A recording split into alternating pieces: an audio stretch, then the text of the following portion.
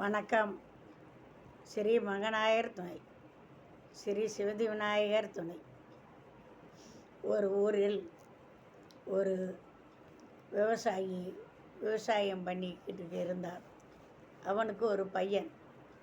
அவன் அரசாங்க பள்ளிக்கூடத்தில் தன் மகனை சேர்த்து படிக்க வைத்தான்.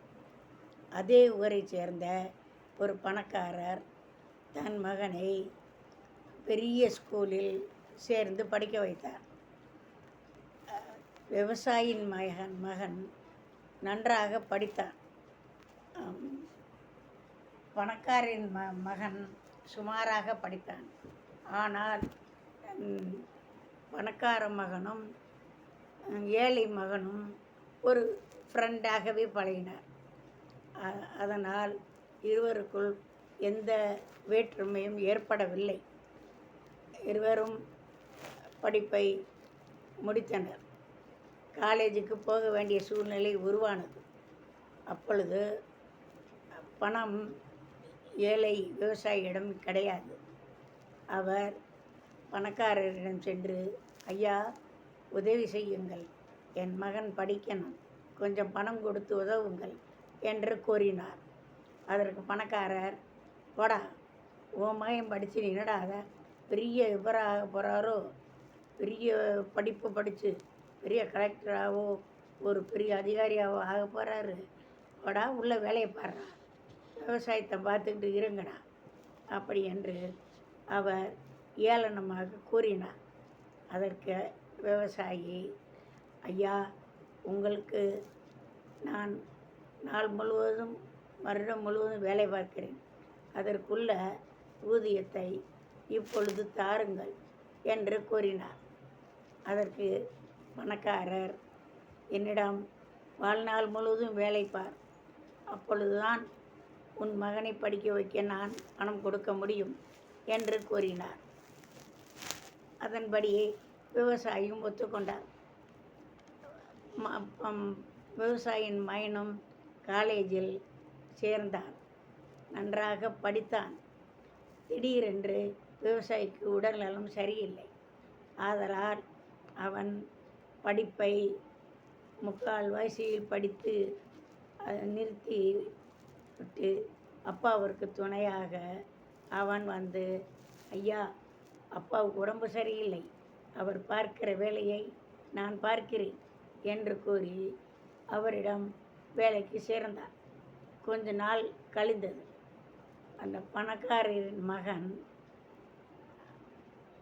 ஒருவரிடம் வந்து, ஐயா, நான் பணம் தருகிறேன், எங்கள் அப்பா ஒரு சுயநலவாதி, அவர் யாரிடமும் பணம் கொடுக்க மாட்டார், ஆதலால் நான் கொடுத்தது தெரிய வேண்டாம், நீங்களே கொண்டு போய் உங்களுக்கு அரசாங்கம் உதவி செய்கிறது, உங்கள் பையன் நன்றாக படிக்கிறான், ஆதலால் அரசாங்கமே அந்த செலவை ஏற்றுக்கொள்கிறது என்று கூறி அவனை காலேஜில் சேர்த்து விட்டார்.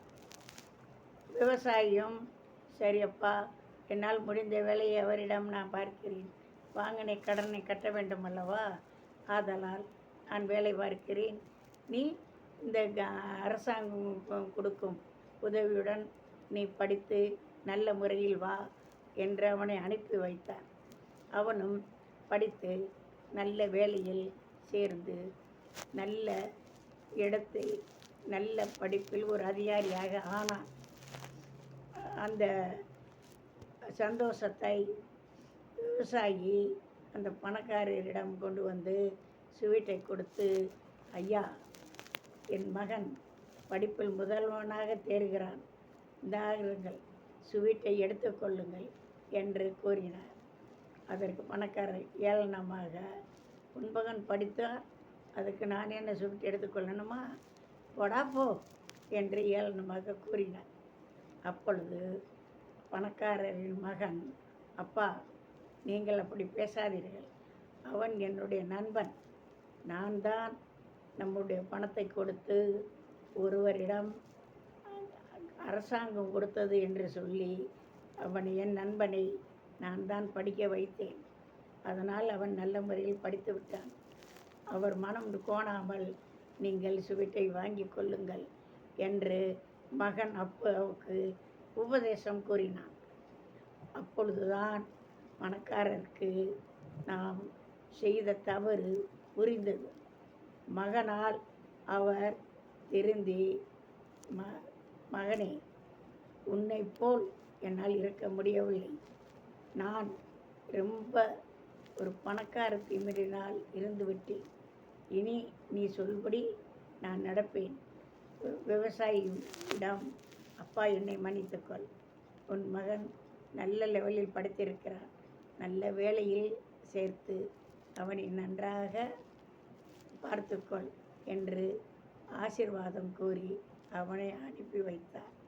இது ஒரு நீதியின் கதை. இப்படிக்கு ராமசிங்காரம்.